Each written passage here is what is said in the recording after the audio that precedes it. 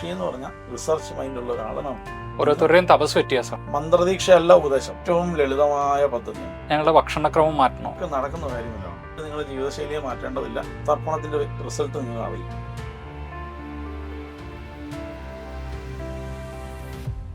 തിരുമണി, ഇന്നത്തെ കാലത്തെ കുട്ടികൾ, അതായത് ജെൻസി, ജെൻ ആൽഫ ഇങ്ങനെ പറയുന്ന കുട്ടികൾ, അതിന് തൊട്ട് മുൻപുള്ളവർ, ഇവരുടെ എല്ലാവരുടെയും പ്രധാനമായൊരു ചോദ്യം, ഞങ്ങൾക്ക് ഇതൊക്കെ പഠിച്ചാൽ കൊള്ളാമെന്നുണ്ട്, പക്ഷേ ഞങ്ങളുടെ ജീവിതശൈലി, ജീവിതത്തിനോടനുബന്ധമായ മറ്റുള്ള കാര്യങ്ങൾ കൊണ്ട് എന്ത് ചെയ്യണമെന്നറിയില്ല.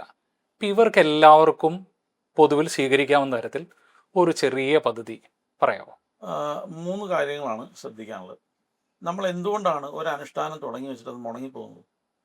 എന്തുകൊണ്ടായിരിക്കും? ജീവിതത്തിന്റെ സാഹചര്യങ്ങളാവാം, അല്ല, ശ്രദ്ധയില്ലായ്മയാവാം, ചെയ്തു പോകാൻ പറ്റാത്തതുകൊണ്ടാണ്.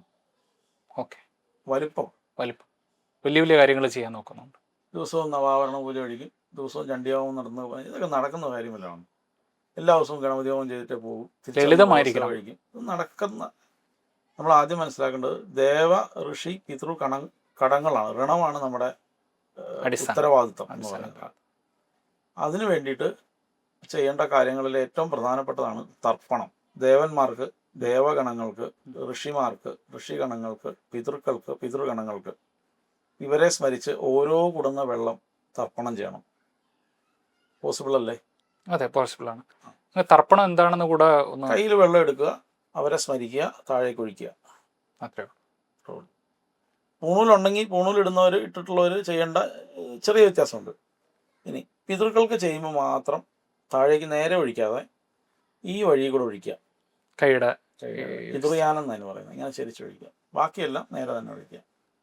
ഈ 6 തർപ്പണം ചെയ്ത് തുടങ്ങുമ്പോൾ നിങ്ങൾ വിചാരിക്കും എന്താ ഈ ചെറിയൊരു കാര്യമല്ലേ, വെള്ളം കോരി ഒഴിക്കല്ലേ. പക്ഷേ ചെയ്തു നോക്കൂ, 3 മാസം കഴിയുമ്പോൾ തർപ്പണത്തിൻ്റെ റിസൾട്ട് നിങ്ങൾ അറിയും.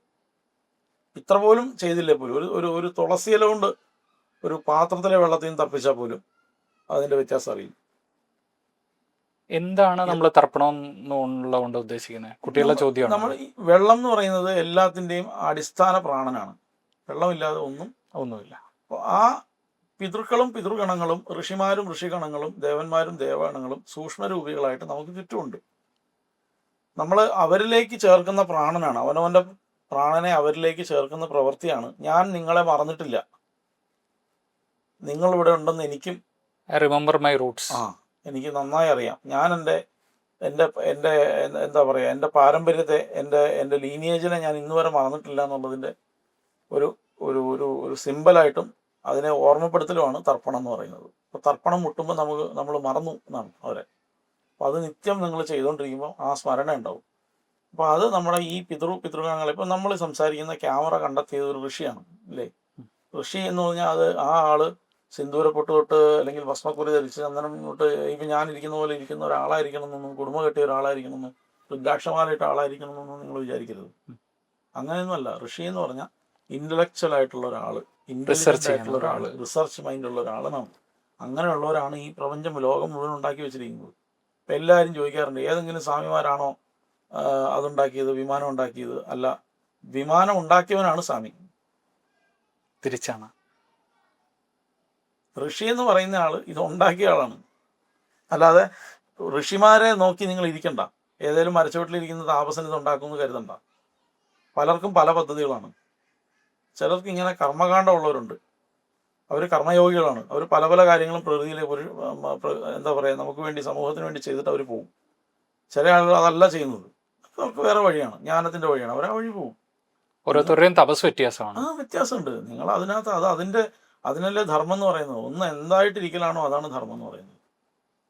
ഈ ധർമ്മത്തിന്റെ വിഷയം പറയുമ്പോൾ ഭയങ്കര രസമാണ്. സ്വധർമ്മേ നിധനം ശ്രേയ പരധർമ്മോ ഭയാവഹ എന്നൊക്കെയുള്ള ശ്ലോകം ചൊല്ലിയിട്ട് ആളുകളെ അവരവരുടെ ധർമ്മം, നിങ്ങളുടേതല്ലാത്തൊരു ധർമ്മമാണ് ചെയ്യുന്നതെങ്കിൽ നിങ്ങളെ പേടിപ്പിക്കാനൊക്കെ ശ്രമിക്കും. ഇപ്പോൾ ഒരാള് വേറെ ഒരു കുലത്തിൽ ജനിച്ച ഒരാള്, അയാള് ക്ഷത്രിയന്റെ ജോലി ചെയ്യുന്നു. അപ്പോൾ അയാളോട് ഇത് പറയാണ്, സ്വധർമ്മേ നിധനം ശ്രേയ പരധർമ്മം. നോക്കൂ, ധർമ്മം എന്താണ് ധർമ്മം? സ്വധർമ്മത്തെയാണ് ധർമ്മം എന്ന് അവിടെ പറഞ്ഞിരിക്കുന്നത്. എന്താണ് സ്വധർമ്മം? അതെന്തുമായി ബന്ധപ്പെട്ടിരിക്കുന്നു? ധർമ്മം നിങ്ങളുടെ കർമ്മവുമായി ബന്ധപ്പെട്ടിരിക്കുന്നു. കർമ്മം എന്തുമായി ബന്ധപ്പെട്ടിരിക്കുന്നു? കർമ്മം നിങ്ങളുടെ വർണ്ണവുമായി ബന്ധപ്പെട്ടിരിക്കുന്നു. വർണ്ണം എന്തുമായി ബന്ധപ്പെട്ടിരിക്കുന്നു? വർണ്ണം ഗുണവുമായി ബന്ധപ്പെട്ടിരിക്കുന്നു.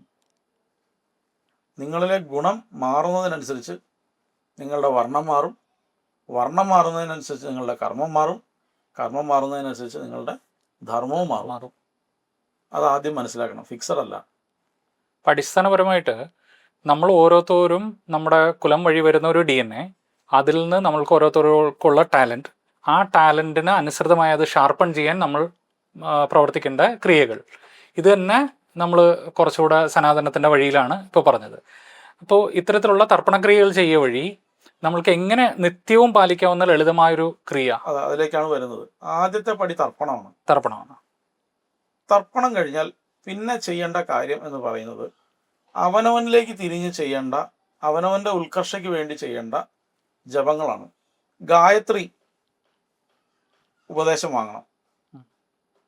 ഇന്നത്തെ കാലത്ത് എനിക്ക് തോന്നുന്നില്ല ആരെങ്കിലും ഗായത്രി തരില്ല എന്ന് പറയുന്നത് എനിക്ക് തോന്നുന്നില്ല. ഗായത്രി ജപിക്കുന്ന ആരോട് ചോദിച്ചാലും ഋഷിയും ഛന്ദസ്സും പറഞ്ഞു തന്ന് ഗായത്രി ജപിച്ചോളൂ എന്നേ പറയുള്ളൂ. ഗായത്രി നിത്യം ഒരു 11 ഗായത്രി, വെറും 11 ഗായത്രി. അഷ്ടാക്ഷരി മന്ത്രം, ഓം നമോ നാരായണായ എന്നുള്ള അഷ്ടാക്ഷരി മന്ത്രം. ഈ മന്ത്രദീക്ഷ ഉപദേശം രണ്ടാണ്. ദീക്ഷ എന്ന് പറഞ്ഞാൽ ഒരു പരമ്പരയിലേക്ക് ഒരാളെ ചേർക്കുന്നതാണ് മന്ത്രദീക്ഷ. ഉപദേശം അതല്ല. അപ്പം ഞാൻ ഇന്നാളൊരു പഞ്ചാക്ഷരി മന്ത്രം ജപിക്കാൻ ഉപദേശം വേണമെന്ന് പറഞ്ഞപ്പോൾ മന്ത്രദീക്ഷ വേണ്ടാന്ന് പറഞ്ഞ് കുറേ പേര് തർക്കിച്ചു. മന്ത്രദീക്ഷയല്ല ഉപദേശം, അതാദ്യം മനസ്സിലാക്കണം. ഉപദേശം തരിക എന്ന് പറഞ്ഞാൽ ആ മന്ത്രം ജപിച്ചോളൂ, അതിൻ്റെ ഇന്ന കാര്യങ്ങൾ ശ്രദ്ധിച്ചാൽ മതി, ഇതാണ് ഉപദേശം. ഇങ്ങനെ അഷ്ടാക്ഷരിക്കും പഞ്ചാക്ഷരിക്കും ഉപദേശം വാങ്ങി നിങ്ങളുടെ അടുത്തുള്ള ക്ഷേത്രത്തിലെ ശാന്തിക്കാരനോട് ചോദിച്ചാൽ മതി, തിരുമേനി ഞാൻ ജപിച്ചോട്ടെ, എനിക്കൊന്ന് പറഞ്ഞു തരാമോ എന്ന് ചോദിച്ചാൽ എനിക്ക് തോന്നാനുള്ള ആരെങ്കിലും വേണ്ടെന്ന് പറയുന്നു. വെറും 11 അഷ്ടാക്ഷരിയും പഞ്ചാക്ഷരിയും, 11 ഗായത്രി. ഇത്രയും 6 കുടന്ന വെള്ളം തർപ്പണം, ഇത്രയും ചെയ്തു പോകാൻ ബുദ്ധിമുട്ടുണ്ടോ? ഇല്ല, ഒരു ബുദ്ധിമുട്ടില്ല. ഇത് ചെയ്താൽ നിങ്ങൾ സക്സസ് ആവും. നിത്യവും ചെയ്യാവുന്ന ലളിതമായ ക്രിയയാണ്. ലളിതമായ കാര്യം. പക്ഷേ ഞാൻ മുമ്പ് പറഞ്ഞ വിഷയം ആലോചിക്കണം. എപ്പോഴെങ്കിലും നിങ്ങൾ പശുവിനെ തിന്നുകയോ കൊല്ലുകയോ ചെയ്തിട്ടുണ്ടെങ്കിൽ അതിന് ഇതൊക്കെ ചെയ്യുന്നതിന് മുൻപ് തന്നെ പ്രാജാപത്യ കൃച്ഛ്രം അനുഷ്ഠിക്കണം. ഈ പ്രാജാപത്യ കൃച്ഛ്രത്തിന് വേണ്ടിയിട്ട് ഒരു ക്യാമ്പ് വെക്കണം എന്ന് ഞാൻ മനസ്സിൽ വിചാരിച്ചിരിക്കാണ്ട് ഒരുപാട് കാലമായി. കുറേ പേര് ചോദിക്കാൻ തുടങ്ങി ഇത് ഒന്ന് ചെയ്യിപ്പിക്കാൻ പറ്റുമെന്ന്. ഇതിൻ്റെ വൈദികമായിട്ടുള്ള ക്രിയകൾ, ചടങ്ങുകൾ നമ്മൾ അറിഞ്ഞോ അറിയാതെ തെറ്റ് ചെയ്തിട്ടുണ്ടെങ്കിൽ നമുക്കത് മാറ്റിയെടുക്കാം. ആർക്കും പങ്കെടുക്കാം. പ്രാജാപത്യ കൃച്ഛ്രം ഇതിന് മാത്രമല്ല, ഒരുപാട് പാപങ്ങൾക്ക് പരിഹാരമായിട്ട് പ്രാജാപത്യ കൃച്ഛ്രം പറയുന്നുണ്ട്. അതൊരു വൈദികൻ വേണം ചെയ്യണമെങ്കിൽ, ചെയ്യിപ്പിക്കണമെങ്കിൽ. ഇവർ കൂടി പങ്കെടുത്ത് ചെയ്യേണ്ടതാണ്, കണ്ടുകൊണ്ടിരിക്കലല്ല. ഒരു ഗണപതി ഹോമത്തിൽ നിന്ന് തൊഴുന്ന പോലെ അല്ല ഇത് അവനവൻ തന്നെ ചെയ്യേണ്ടതാണ്. അത് കഴിഞ്ഞ് ഈ വ്രതത്തോടു കൂടിയുള്ള ജീവിതം വേണം. പിന്നെ എന്ന് പറഞ്ഞാൽ ഈ പറഞ്ഞ വിഷയം വ്രതം മീൻസ് എന്തിലാണോ ഉറച്ചിരിക്കുന്നത് അതാണ് വ്രതം. തർപ്പണം, തന്നിലേക്കുള്ള നോട്ടം, ജപം, ഇതെല്ലാം ഉള്ളിലേക്ക് തിരിഞ്ഞ് അവനവൻ്റെ ഉള്ളിലേക്ക് തിരിഞ്ഞ് കുറച്ച് നാൾ ശ്വാസത്തെ ശ്രദ്ധിച്ചിരുന്ന് ജപിച്ചാൽ മതി. ചെയ്യുന്നത് ഒരു 10 മിനിറ്റ് താഴെ, 7 മിനിറ്റോ 6 മിനിറ്റ് കൊണ്ടോ തീരുന്ന ഒരു അനുഷ്ഠാനം. വളരെ ലളിതമായത്, വളരെ ലളിതമായിട്ട് രാവിലെയും വൈകിട്ടും ഒരുപോലെ.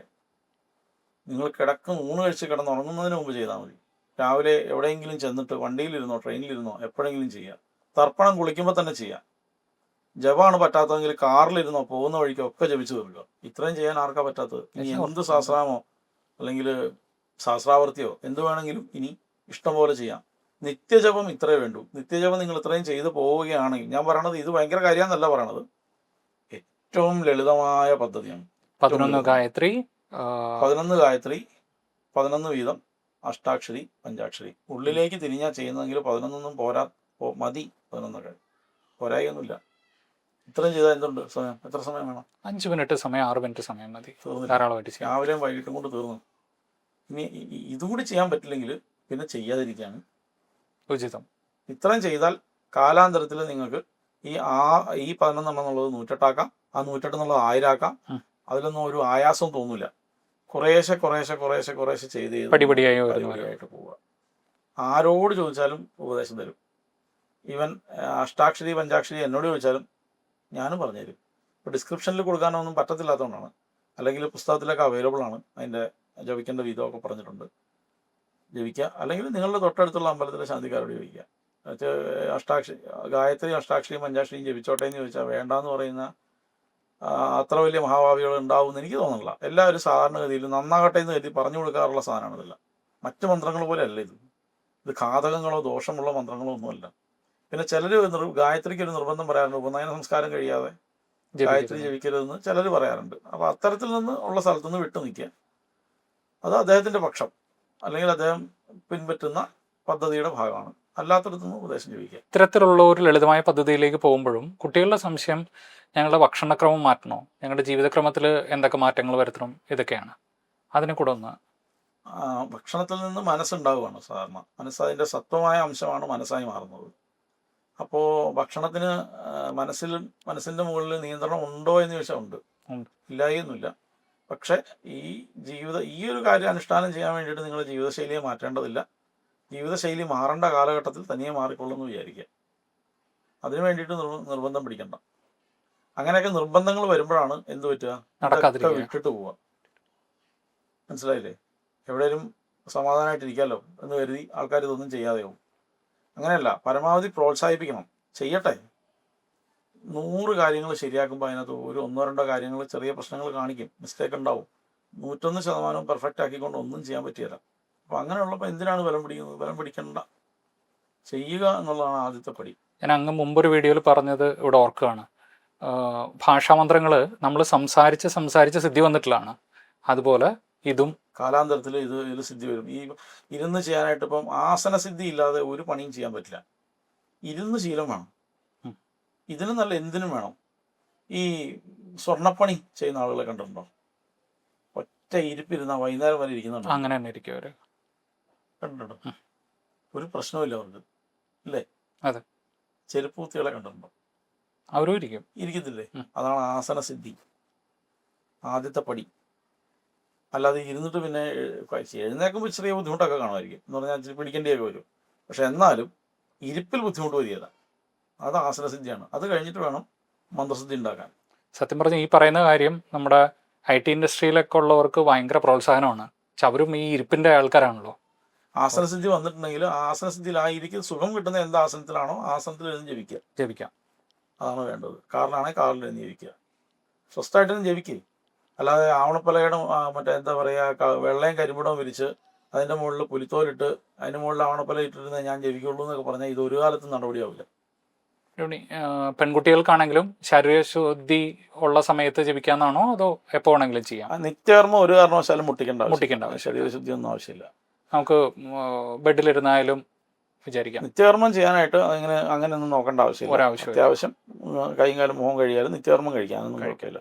നൈമിത്യ കാമ്യ ജപങ്ങളാണ്. ഞാൻ പറയുമ്പോൾ എന്നെ ചീത്ത പറയാൻ ആളുണ്ടാവും, എനിക്ക് കുളിക്കാതെ നനയ്ക്കാതെ ജപിച്ചോളൂ എന്ന്. അങ്ങനെയല്ല ഞാൻ ഉദ്ദേശിച്ചത്. ഞാൻ പറഞ്ഞത് മനസ്സിലായി. നമ്മളൊരു പനിയായിട്ട് കിടക്കുകയാണ്, കുളിക്കാൻ പറ്റില്ല, അതുപോലെ പനി സാഹചര്യമാണെങ്കിൽ കൈയും കാലും മുഖം കഴിയും അപ്പോഴേ ജപിച്ചോണം. അതിൻ്റെ പേരിലൊന്നും ഒരു കുഴപ്പം വരില്ല. ഞാൻ പറഞ്ഞില്ല, ഇത് എല്ലാം ഉള്ളിലേക്കാണ്. നിങ്ങൾക്ക് ആന്തരികമായ പരിവർത്തനമാണ് വരുത്തേണ്ടത്, അല്ലേ? ആത്മാവിദ്യയാണല്ലോ. ആത്മീയാന്വേഷണം എന്ന് ആത്മവിദ്യയാണ്. ഈ ആത്മാവ് എന്ന് പറയുന്ന സാധനത്തിന് ശുദ്ധാശുദ്ധങ്ങൾ ഇല്ലാത്തതാണ്. ഞങ്ങളെ ഉള്ളിലേക്ക് തിരിയുന്നതിന് പുറമേയുള്ള ശുദ്ധിയെ പറ്റിയാണ് ആദ്യം ആലോചിക്കുന്നതെങ്കിൽ പിന്നെ ഉള്ളിലേക്ക് തിരിയാൻ പറ്റുമോ? അതുകൊണ്ട് ആദ്യം ശുദ്ധങ്ങൾ കുറേ കാലം ഇതെല്ലാം ഒരു തരം ചട്ടക്കൂട്ടിനകത്തൂടെ വന്നാൽ നമുക്ക് കുറച്ചും കൂടി ഒരു പോളിഷ്ഡ് ആയിട്ട് ഇത് കിട്ടും. ഞാൻ പറഞ്ഞ മനസ്സിലായില്ലേ? ഇപ്പം നമ്മളൊരു ദോശ ഒഴിക്കുക, വെറുതെ ഒരു ബോർഡറുള്ള അതിനകത്ത് ഒഴിക്കുകയാണെങ്കിൽ അത് വട്ടത്തിൽ കൃത്യമായി ഇത് ഇന്ത്യയുടെ ഭൂപടം പോലെ ഇരിക്കും. അപ്പോൾ ആ ഒരു കാരണം കൊണ്ടാണ് ഈ ചട്ടക്കൂട് നിശ്ചയിച്ച് വെച്ചിരിക്കുന്നത്. ചട്ടക്കൂടിനകത്താണെങ്കിൽ അത് വൃത്തി ഉണ്ടാവും, കറക്റ്റായിരിക്കും. അതിന് വേണ്ടിയിട്ടാണ് ചട്ടക്കൂട്. പക്ഷെ എല്ലാ കാലവും ഈ ചട്ടക്കൂടിനെ ആശ്രയിക്കാനൊന്നും പാടില്ല. പിന്നെ ചട്ടക്കൂടില്ലാതെ തന്നെ ചെയ്യാൻ പറ്റണം. പോകെ വളയം ഇല്ലാതെ ചാടാൻ പറ്റണം. അതിനാദ്യം കുറച്ചാൾ വളയത്തേക്കൂടെ ചാടി നോക്കൂ. ഞാൻ പറഞ്ഞത് വളയം ഉണ്ടെന്ന് കരുതിക്കൊണ്ട് ഇത് നിർത്തി അങ്ങ് പോകണ്ട. വളയം ഇല്ലാണ്ട് വന്നാൽ കുഴപ്പമില്ലാന്ന് മനസ്സിലാക്കിക്കൊണ്ട് ചെയ്യുക. പക്ഷെ പരമാവധി അവനവന് പറ്റുന്ന പോലെ ശുദ്ധം പാലിക്കുക. അപ്പോഴാണ് നമ്മളൊരു സാക്രിഫൈസ് നമ്മുടെ ജീവിതത്തിൽ ഉണ്ടാകുന്നത്. നമ്മൾ എന്തിൻ്റെ ഫലം കിട്ടണമെങ്കിലും ഒരു സാക്രിഫൈസ് വേണം. നമ്മുടെ സമയം, നമ്മുടെ കുറേ എഫേർട്ട്, ഇതെല്ലാം സാക്രിഫൈസ് ചെയ്യുമ്പോൾ മാത്രമേ റിസൾട്ടിലേക്ക് പോകത്തുള്ളൂ. ഞാൻ പറയണത് ഇത് വലിയ മന്ത്രസിദ്ധിയിലേക്ക് പോകേണ്ട കാര്യമൊന്നുമല്ല ഈ പറയും. കേവലമായ അവനവൻ്റെ പോരായ്മകൾ പരിഹരിച്ചു പോകാനുള്ള ജപം, അതിന് വേണ്ടിയിട്ടുള്ള കാര്യമായി പറഞ്ഞിരുന്നത്. അവനവൻ്റെ ക്ലാരിറ്റിക്ക് പരമാവധി ഈ യൂട്യൂബിൽ ഫേസ്ബുക്കിൽ നിന്നൊക്കെ മറ്റ് ഈ ഘാതകമായിട്ടുള്ള മന്ത്രങ്ങളോ അല്ലെങ്കിൽ വേദമന്ത്രങ്ങളിലെ ഇന്ന സൂക്തമോ ഇങ്ങനെയൊക്കെ പറഞ്ഞുകൊണ്ട് ആളുകൾ അതൊന്ന് ദയവ് ചെയ്തിട്ട് അങ്ങനത്തെ വലിയ വലിയ പണിക്കൊന്നും പോവാതിരിക്കുക. പല മന്ത്രങ്ങളുടെ ഫലം നിങ്ങൾ വിചാരിക്കുന്നതിനേക്കാൾ ഭീകരമാണ്. അത് ഇപ്പോൾ അറിഞ്ഞില്ലെങ്കിലും കുറച്ച് കഴിയുമ്പോൾ അതിൻ്റെ ബുദ്ധിമുട്ടുകൾ മനസ്സിലാവും. അപ്പോൾ അതുകൊണ്ട് പരമാവധി ഇപ്പം വാരാഹി മന്ത്രം ജപിക്കാമോ വിളിച്ചുള്ള ആളുകളുണ്ട്. വരാഹി മഹാലക്ഷ്മി തന്നെ അല്ലേന്ന് ചോദിച്ചു ഇന്നലെ ഒരാൾ പറഞ്ഞു. ഒന്നുമല്ല അത്. വരാഹി എന്താണെന്ന് കൃത്യമായിട്ട് ബോധ്യം ഇല്ലാതെ വരാഹിയെ ജപിക്കരുത്. എന്തൊരു അപകടമാണെന്ന് ആലോചിച്ച് നോക്കുക. ഒരു വണ്ടി ഓടിക്കാനായിട്ട് നമ്മൾ പഠിക്കാണ്ട് ചാടി കയറി എടുത്ത് ഹൈവേയിലേക്ക് ഇറക്കുവാണോ? അതുപോലെയല്ല, അതിനേക്കാൾ എന്ത് ഡേഞ്ചറാണ് മന്ത്രം എന്ന് പറയുന്നത്. ഇത് മറ്റേ ഒരു ജന്മം ഈ വണ്ടി ഇടിച്ച് മരിച്ച ഇവിടെ കൊണ്ട് കഴിഞ്ഞു എന്ന് നോക്കിയാൽ, മറ്റത് ജന്മജന്മാന്തരങ്ങളിലേക്കും അടുത്ത തലമുറകളിലേക്കും പോകുന്ന സാധനമാണ്. വെറുതെ എന്തിനാണ് എടുത്ത് അനാവശ്യമായിട്ട് പ്രയോഗിക്കുന്നത്? അപ്പം നോക്കിയും കണ്ടു ഉപദേശത്തോടുകൂടി. ഇന്നത്തെ കാലത്ത് മന്ത്രോപദേശം വേണമെന്നും അല്ലെങ്കിൽ മന്ത്രദീക്ഷ വേണമെന്നും ആഗ്രഹിക്കുന്ന ഒരാൾക്ക് ഇന്നത്തെ കാലത്ത് കിട്ടാൻ വലിയ വിഷമമൊന്നുമില്ല. എത്രയോ ആളുകളുണ്ട്. നമ്മൾ അവിടെ പോയി ചോദിക്കുന്ന സാധനത്തിന് നമ്മുടെ എലിജിബിലിറ്റിക്ക് അപ്പുറമുള്ളത് ചോദിക്കുന്നതുകൊണ്ടാണ് പ്രശ്നം. അപ്പോൾ അവർ ധനമോഹികളായിട്ടുള്ള ആളുകളാണെങ്കിൽ അതിന് വലിയ ധനം പറഞ്ഞുകൊണ്ട് അത് ദീക്ഷ കൊടുക്കാം. അപ്പോൾ സാമ്പത്തിക പ്രശ്നം ഉണ്ടാവുകയെ എല്ലാവർക്കും ഉണ്ടാവുമല്ലോ. അപ്പോൾ അവിടെ ചെല്ലുമ്പോഴായിരിക്കും ഒരാൾ 2 ലക്ഷം രൂപയായിട്ട് വരുന്നു, എനിക്ക് മഹാഷോഡശിയുടെ മന്ത്രം വേണം, മേടിച്ചിട്ട് കൊടുത്തു വിടും, കൊണ്ടുപോയി എന്താണെന്ന് വെച്ചാൽ ചെയ്യട്ടെന്ന് വയ്ക്കും. അപ്പോൾ അങ്ങനെയുള്ള പണികളൊക്കെ ചെയ്യാതെ ഈ സാധാരണ മന്ത്രങ്ങൾ ഇപ്പോൾ ലളിതമായിട്ടുള്ളത് അഷ്ടാക്ഷരി, പഞ്ചാക്ഷരി, ഗണപതി അല്ലെങ്കിൽ സുബ്രഹ്മണ്യനെ സേവിക്കാനായിട്ട് ഇങ്ങനെയുള്ള മന്ത്രങ്ങളൊക്കെ, ഭദ്രകാളി ജപം, ഇതൊക്കെ ചെയ്യാം. ഉപദേശം വാങ്ങി ചെയ്യാം. നിങ്ങൾ എല്ലാ കാര്യത്തിനും ആദ്യം മനസ്സിലാക്കേണ്ടത് തൊട്ടടുത്ത ക്ഷേത്രത്തിലെ മേശാന്തി. തർപ്പണം, അവനവനിലേക്ക് നോക്കിയുള്ള ലളിതമായ ജപങ്ങൾ, ഇത് നിത്യമായിട്ട് അനുഷ്ഠിക്കുക വഴി നമുക്കൊരു ക്ലാരിറ്റിയും ഫോക്കസും വരും. ഇത്ര കാര്യം, ഈ 6 തർപ്പണം, ദേവന്മാർ, ദേവഗണങ്ങൾ, ഋഷിമാർ, ഋഷിഗണങ്ങൾ, പിതൃഗണങ്ങൾ. മന്ത്രമുണ്ട്. ദേവാം തർപ്പയാമി, ദേവഗണാം തർപ്പയാമി, പിതൃൻ തർപ്പയാമി, പിതൃഗണാൻ തർപ്പയാമി, ഋഷിം തർപ്പയാമി, ഋഷിഗണാൻ തർപ്പയാമി എന്ന് മന്ത്രമുണ്ട്. ആ മന്ത്രം കൊണ്ട് തർപ്പിച്ചാൽ മതി. ഇനി അതല്ലെങ്കിലും ദേവന്മാർക്ക് എന്ന് വിചാരിച്ച് തർപ്പിക്കുക, ഋഷിമാർക്ക് എന്ന് വിചാരിച്ച് തർപ്പിക്കുക, അങ്ങനെ ചെയ്താൽ മതി. അങ്ങനെ ചെയ്താലും അത് ആവായികയൊന്നുമില്ല. അവരെല്ലാം അറിയുന്നവരാണ്, എല്ലാ ഭാഷയും അറിയുന്നവരാണ്. നിങ്ങൾ ഇനി സംസ്കൃതത്തിൽ തർപ്പിക്കണം നിർബന്ധമൊന്നും, നിങ്ങൾ വേറെ ഏതെങ്കിലും ഭാഷയിൽ ഹീബ്രുവിൽ തർപ്പിച്ചാലും തർപ്പണം തന്നെയാണ്. അതിനകത്ത് മാറ്റമൊന്നും വരികയില്ല. ശ്രദ്ധയാണ് വിഷയം. ശ്രദ്ധ എവിടെ കൊടുക്കുന്നു എന്നുള്ളതാണ്.